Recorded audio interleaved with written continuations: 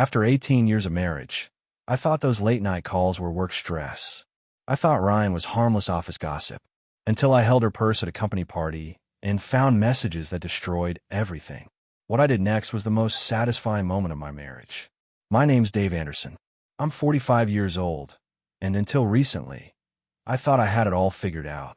I owned 4 sports bars across Dallas, started with one dive joint in Deep Ellum back in '98, and built it into something I could be proud of. The kind of places where guys come to watch the game, grab a cold beer, and forget about their troubles for a few hours.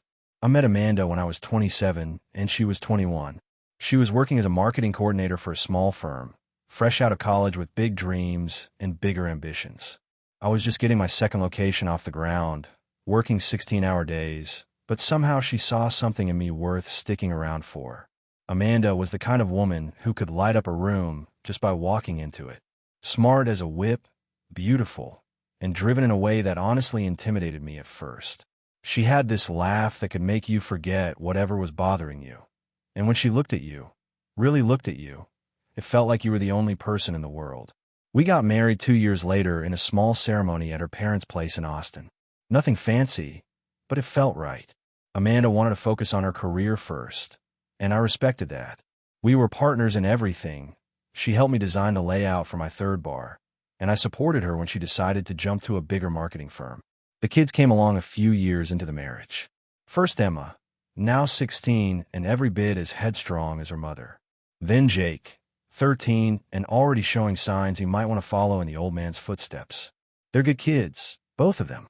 Smart, funny, and until recently, they were the glue that held our family together. For the longest time, we had this rhythm down.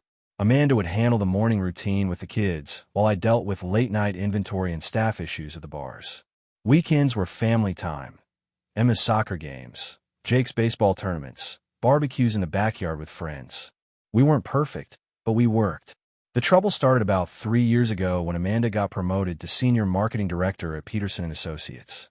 Suddenly, her 40-hour weeks turned into 60-hour marathons.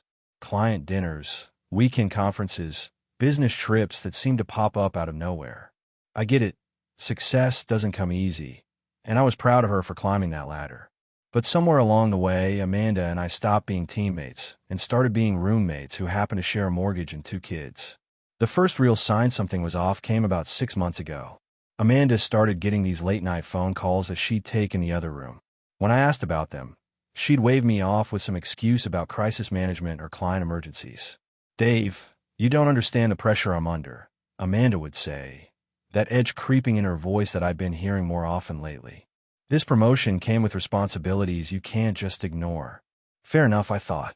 Running 4 bars meant I understood demanding schedules. Hell, there were nights I didn't get home until 2 in the morning because one of my managers called in sick or we had some issue with rowdy customers. The difference was I always told Amanda where I was and what was happening. But these calls were different. Amanda would step onto the back patio or lock herself in our bedroom. Her voice would get softer, more intimate somehow. When I mentioned it, she'd snap at me about trust and paranoia. The name I started hearing more often was Ryan. Ryan from the creative department. Ryan who was so innovative with digital campaigns. Ryan who apparently worked the same crazy hours Amanda did, which explained why they had to collaborate so much on weekends. "He's just a colleague, Dave," Amanda said one evening when I asked why this Ryan guy was texting her at 9 o'clock on a Sunday. "We're working on the Morrison account together. It's a big deal for the company." I wanted to believe her. Marriage is built on trust, right? But something in my gut kept nagging at me. Maybe it was the way she'd smile at her phone when she thought I wasn't looking, or how she'd suddenly become protective of it, never leaving it unattended like she used to. The kids noticed too. Emma mentioned one night at dinner that Mom seemed different lately, distracted, always on her phone, short-tempered about things that never used to bother her. Jake, being 13, just rolled his eyes and said Mom was being weird and moody. "Your mother's under a lot of stress at work," I told them, playing the role of supportive husband. "We need to cut her some slack." But inside, I was starting to wonder if stress was really the problem or if something else entirely was going on. The breaking point came last Tuesday night. I got home early from the Lakewood location around 8:30, expecting to find Amanda helping Jake with his homework like usual. Instead, the house was quiet. Emma was in her room, doing her own thing, and Jake was playing video games in the basement. "Where's your mom?" I asked Emma. She said she had to go back to the office for some emergency meeting. Emma replied, not looking up from her textbook. Said she'd be home late. That's when I noticed Amanda's laptop was still on the kitchen counter, plugged in and charging. What kind of emergency meeting could she have without her computer? I decided to take action instead of sitting around wondering what the hell was going on. The next morning, while Amanda was in the shower, I did something I never thought I'd do in 18 years of marriage. I checked her phone. Her passcode was Emma's birthday, same as it had been for years. What I found made my blood run cold. Text messages with Ryan from the night before, sent while she was supposedly at that emergency meeting. "Missing you already." One message read, "Can't wait for the conference in Austin next week." "Me too," Amanda had replied. "Just wish we didn't have to be so careful." I took screenshots with my own phone, my hands shaking with anger and disbelief. There were dozens of messages going back months, intimate conversations, plans for secret meetups, discussions about hotel rooms and cover stories. When Amanda came out of the bathroom, I was sitting on the edge of our bed, staring at her phone in my hands. "Dave, what are you doing?" Amanda's voice was sharp, defensive. "I think that's my line," I said, standing up slowly. "I'm 6'2" and played football in high school, and right then I used every inch of that presence. "Want to tell me about Ryan? Or should I just read your texts out loud?" Amanda's face went white, then flushed red. But instead of coming clean, she went on the attack. "How dare you go through my phone?" she shouted. "You have no right to invade my privacy like that." "Privacy?" I stepped closer, my voice deadly calm. "We're married, Amanda. We have 2 kids together. There shouldn't be anything private between us that involves other men." "It's not what you think," she stammered, reaching for the phone. "Ryan and I are just friends. We work together, and sometimes we vent to each other about personal stuff." I held the phone up, out of her reach. "Friends don't make hotel reservations together, Amanda. Friends don't text about missing each other at midnight." She tried a different approach, tears forming in her eyes. "Dave, you're overreacting. You're reading too much into innocent conversations." "Innocent?" I laughed, but there was no humor in it. "Tell me, what's innocent about lying to your husband and kids about where you are?" Amanda broke down crying, which might have worked on me 6 months ago. But I'd seen too much, read too many messages. The woman I'd married wouldn't have been capable of this level of deception. "Dave, please," she sobbed. "I never meant for this to happen. It developed over time. Ryan understands the pressure I'm under at work. And I don't." I set her phone down on the dresser, crossing my arms. "I've been supporting your career for 18 years, Amanda. I've covered for you with the kids, handled everything at home when you had to travel. What the hell else was I supposed to do?" "You don't get it," she said, wiping her eyes. "You come home to your bars where everyone treats you like the boss, where you're the big man. I'm fighting for respect every single day in that office. So you decided to sleep with your coworker?" The words came out harder than I intended, but I was past caring about her feelings. "That's your solution to workplace stress?" Amanda flinched like I'd slapped her. "We haven't. It's not physical. We just talk, mostly." I picked up her phone again and scrolled to a particular message. "Really? Because this text from last Tuesday says, 'Last night was incredible. I can't stop thinking about your hands on me.'" The fight went out of her then. She sat down heavily on the bed, her whole body sagging with defeat. "What do you want me to say, Dave?" she whispered. "That I'm sorry. That it was a mistake. I want you to tell me the truth," I said. "All of it. How long this has been going on, what you've actually done together, and whether you think our marriage is worth saving." Amanda looked up at me, and for a moment I saw a flash of the woman I'd fallen in love with all those years ago. But then her expression hardened. "I don't know if it is worth saving," she said quietly. "Maybe we've just grown apart. Maybe this is just life." That's when I knew. Whatever we'd had was already gone. The woman sitting in front of me wasn't my wife anymore. She was a stranger wearing Amanda's face. I walked to the closet and pulled out a duffel bag. "What are you doing?" Amanda asked. "Giving you what you want," I said, starting to pack. Space to figure out what life looks like with Ryan. I stayed at my brother Mike's place for 3 days, using the time to think clearly and plan my next moves. Mike runs a construction company and has been through his own divorce, so he understood what I was going through without asking too many questions. "You sure you want to go nuclear on this?" Mike asked while we sat on his back deck, drinking beer and watching the sunset. Maybe there's still a chance to work things out. Would you take back a woman who's been lying to your face for months? I asked him, who's been sneaking around with some office pretty boy while you're home taking care of her kids? Mike took a long pull from his beer. Point taken. What's your plan? First, I'm calling my lawyer, I said. Texas is a fault-based divorce state, and I've got evidence of adultery. Second, I'm going to make sure Amanda faces consequences for what she's done. The next morning, I met with David Chun, the attorney who'd handled the legal work when I bought my fourth bar location. Chun specialized in business law, but he knew enough about family law to point me in the right direction. You need someone who specializes in high-asset divorces, Chun told me. Based on what you're telling me, this could get messy. Your wife works for a major firm. You own multiple businesses. There's a lot of money at stake. He referred me to Patricia Williamson, a family law attorney with a reputation for being ruthless but fair. When I showed Patricia the screenshots from Amanda's phone, her expression didn't change, but I could tell she was already calculating strategies. This is good evidence, Patricia said, reviewing the messages. But we need to be smart about how we proceed. Has your wife tried to contact you since you left? Dozens of calls and texts, I confirmed. Mostly apologies mixed with accusations. She's trying to make this my fault somehow. Don't respond to anything, Patricia advised. Let her wonder what you're planning. Meanwhile, I want you to document everything. Financial records, business assets, any evidence of her spending money on this affair. That afternoon, I drove to my Lakewood bar to clear my head and check on operations. My manager, Carlos, had been running things smoothly, but I could tell the staff sensed something was different about my mood. Everything okay, boss? Carlos asked when he found me sitting alone at the bar after closing time. Personal stuff, I said. Nothing that affects the business, but I might need you to handle more responsibilities for a while. Carlos nodded. He'd been with me for 8 years and knew better than to push for details. Whatever you need, Dave. We've got your back. While I was planning my legal strategy, Amanda was apparently having a meltdown. Emma called me on Thursday evening, her voice shaky and upset. Dad, you need to come home, Emma said. Mom's been crying for 2 days straight, and she's acting really weird. Jake's scared, and honestly, so am I. What do you mean weird? I asked, though I had a pretty good idea what was happening. She keeps pacing around the house, talking to herself. Emma explained. She called in sick to work, which she never does, and she's been on the phone constantly with someone. When I asked her what was wrong, she just said you were being unfair and that I wouldn't understand. I felt a stab of guilt about the kids being caught in the middle of this mess, but I also knew that Amanda was trying to use them to manipulate me into coming home before I was ready.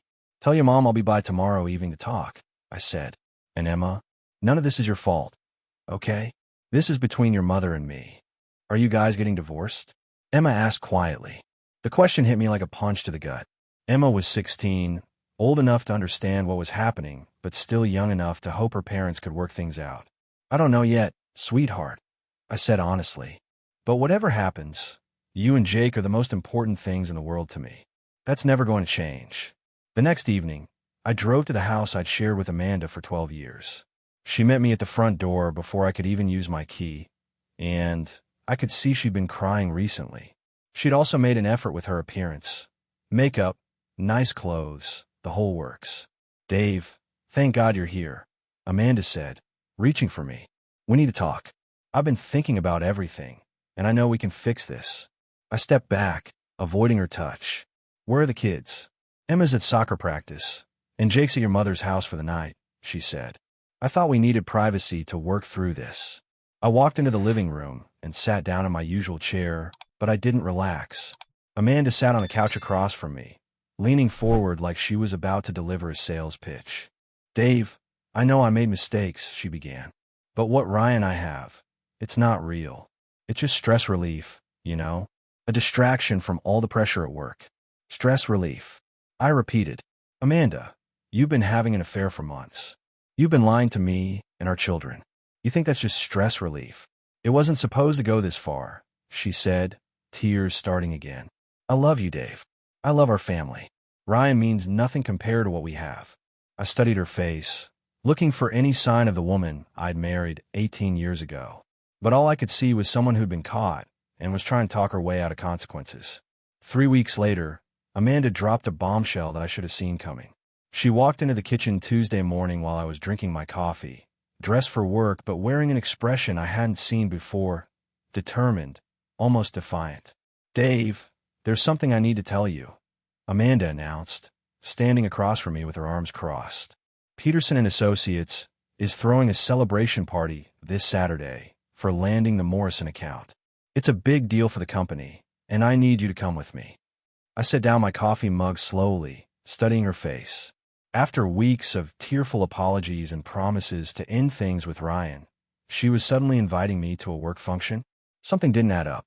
"You want me to come to a company party?" I asked. "The same company where your boyfriend works?" Amanda's jaw tightened. "Ryan won't be there. He's been transferred to the Austin office as part of his promotion. This party is about celebrating our success as a team, and I need my husband there to show everyone that we're solid." "Are we solid, Amanda?" I leaned back in my chair, crossing my arms to mirror her posture. "Because last I checked, you were still deciding whether our marriage was worth saving." "I've made my decision," she said, her voice taking on that professional tone she used at work. "I want to fix this, Dave, but I need you to show up for me. One night, that's all I'm asking." I could see through a game plan. Amanda was trying to control the narrative, to present herself as the devoted wife who'd worked through a rough patch with her supportive husband. She wanted to salvage her reputation at work while keeping her options open at home. But here's what Amanda didn't know. I'd already been in contact with Patricia Williamson about filing for divorce. The papers were drawn up and ready to serve. I was just waiting for the right moment to pull the trigger. "All right," I said finally. "I'll go to your party."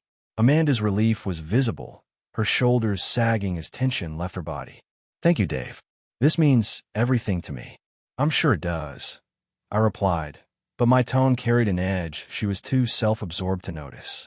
The truth was, I wanted to see Amanda's workplace dynamic for myself. I wanted to meet the people she'd been lying to about her marriage, and I wanted to see how she planned to handle Ryan's absence. Most importantly, I wanted to observe her behavior when she thought she'd successfully manipulated me into playing along with her charade. Amanda spent the rest of the week preparing for this party like it was the social event of the century. She bought a new dress, got her hair and nails done, and kept talking about how important it was for her colleagues to see us as a united front. "You understand how crucial this is for my career, right?" she said Friday night while trying on her outfit. "After everything that's happened, I need to show that I'm stable and focused." "I understand perfectly," I told her, and I meant it. I understood that Amanda was more concerned about her professional image than our marriage. I understood that she saw me as a prop in her performance rather than a partner she'd betrayed. Most of all, I understood that this party was going to be the perfect venue for what I had planned.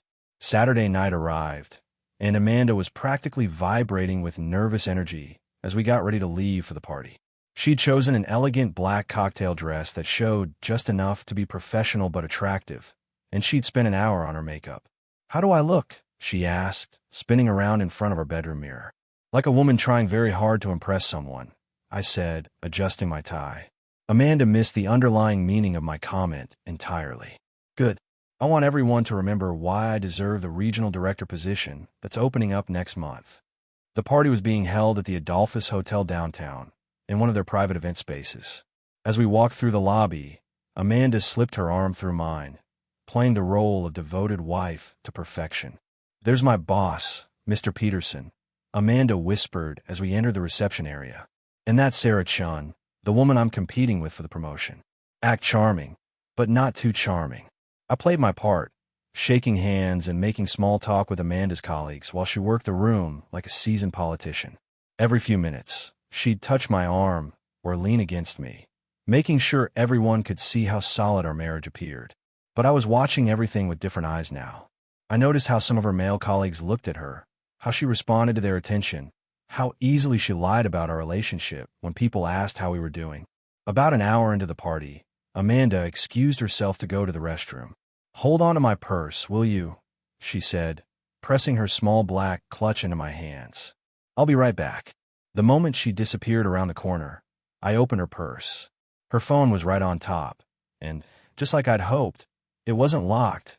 She'd been distracted by the party atmosphere and had forgotten to secure it. I scrolled quickly to her messages with Ryan.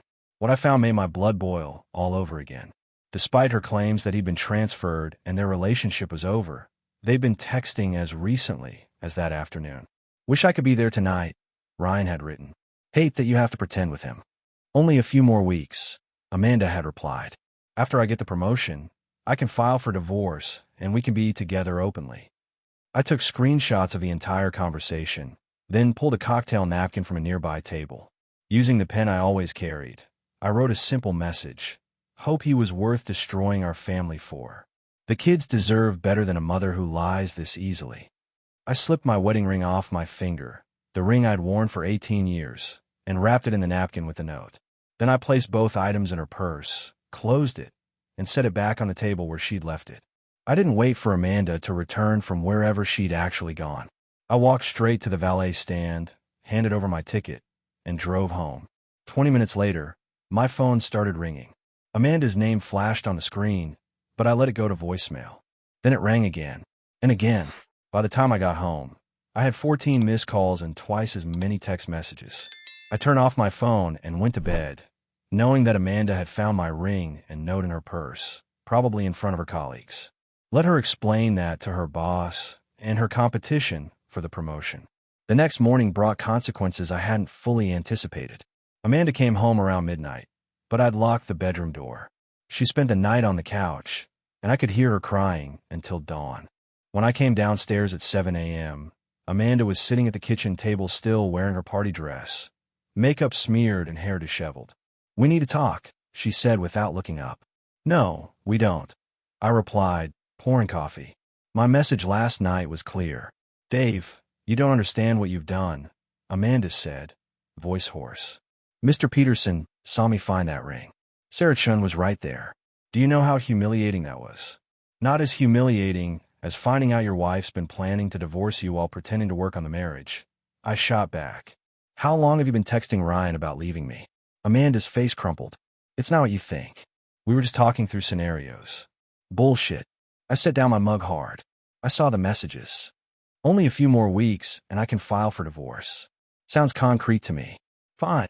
Amanda stood abruptly. Yes, I was thinking about leaving. But you want to know why? You've been emotionally absent for years, Dave. When's the last time we had a real conversation? I stared at her, processing this twisted logic. So this is my fault. I work 60 hours a week for this family. I've supported every career move you've made. And somehow I'm the reason you decided to cheat. You don't get it, Amanda said, wiping her eyes. Ryan listens to me. He understands the pressure I'm under. And I don't. I asked, when's the last time you came home and talked to me instead of immediately getting on your phone? When's the last time you initiated any affection? You've been pulling away for 2 years. It doesn't matter anymore. I continued before she could respond. You made choices. You chose to lie, sneak around, use company resources for your affair, and plan an exit while pretending to work on our marriage. Now you live with consequences. What consequences? She asked, though her eyes showed she knew. I'm filing for divorce. Patricia Williamson has all the documentation. Papers will be served Monday at your work. Amanda sank back down.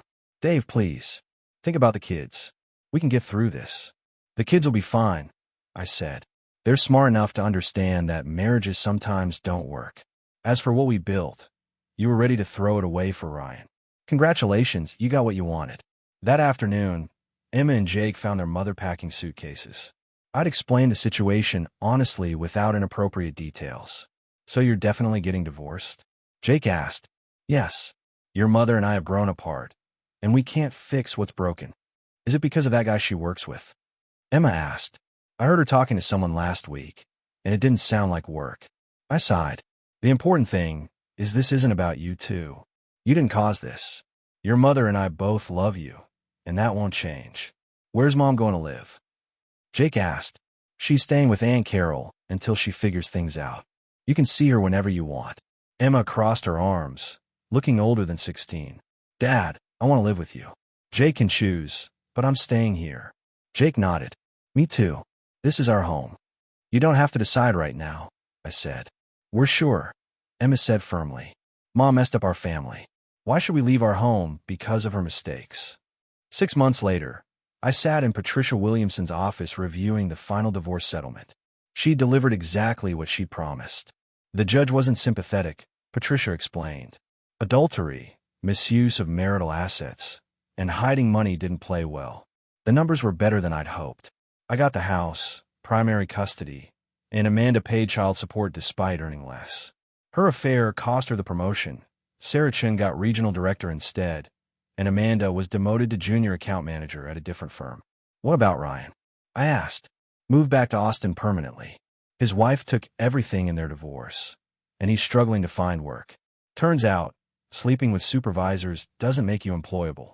Amanda tried reconciling twice during proceedings, but both attempts were half-hearted and motivated by her deteriorating finances rather than genuine remorse. The last time she called, she suggested we could work something out regarding the settlement if I'd give our marriage another chance. I hung up on her. Emma and Jake adjusted better than expected. Emma threw herself into junior year activities and college applications. Jake joined baseball and spent afternoons at practice.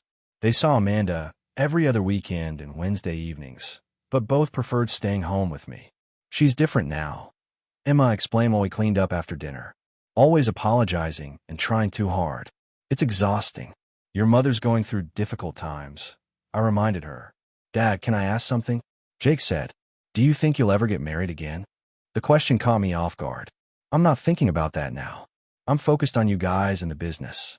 But if you met someone nice, would you consider it? Emma asked. Maybe someday. But she'd have to understand you two come first. Always. Good, Emma said. We want you to be happy. You deserve someone who treats you right. Business was going better than ever. Without marriage stress, I'd focused on expanding the franchise. I'd sign a lease for a 5th location in Plano, and my accountant projected record profits. More importantly, I'd regained my self-respect. I wasn't walking on eggshells, wondering what mood Amanda would be in. I wasn't second-guessing conversations or feeling guilty for working hard. The house felt peaceful. Emma and Jake brought friends over regularly. Weekend mornings were relaxed instead of tense. I'd started playing golf again with Mike and buddies, something I'd given up when Amanda complained it took time from family activities she was usually too busy for anyway. One evening, 8 months after the divorce was finalized, I was closing the Lakewood bar when Carlos approached with a grin. Boss, someone wants to buy you a drink, he said, nodding toward the bar. I looked over and saw Lisa Martinez, a woman I'd met at Emma's soccer tournament. She was a single mother whose daughter played on Emma's team. We'd had several friendly conversations during games. Lisa was attractive, intelligent, with a warm laugh that reminded me what it felt like to enjoy talking to a woman without analyzing every word. Hi, Dave, Lisa said when I walked over. Hope you don't mind me stopping by. Emma mentioned you'd be here late, and I thought you could use adult conversation that doesn't involve teenage drama. I smiled, feeling something I hadn't experienced in years. Genuine interest in getting to know someone better. I'd like that. Let me buy you that drink. As we talked and laughed over beer and conversation, I realized Amanda had actually done me a favor. She'd forced me to rebuild my life on my own terms, to rediscover who I was outside a marriage that had been slowly suffocating both of us. I was 45, financially secure, raising 2 great kids who respected me. I had a successful business, good friends, and for the first time in years, genuine optimism about the future. Amanda could keep Ryan, or whoever came after him. I had everything I actually needed, and I was finally free to find everything I wanted.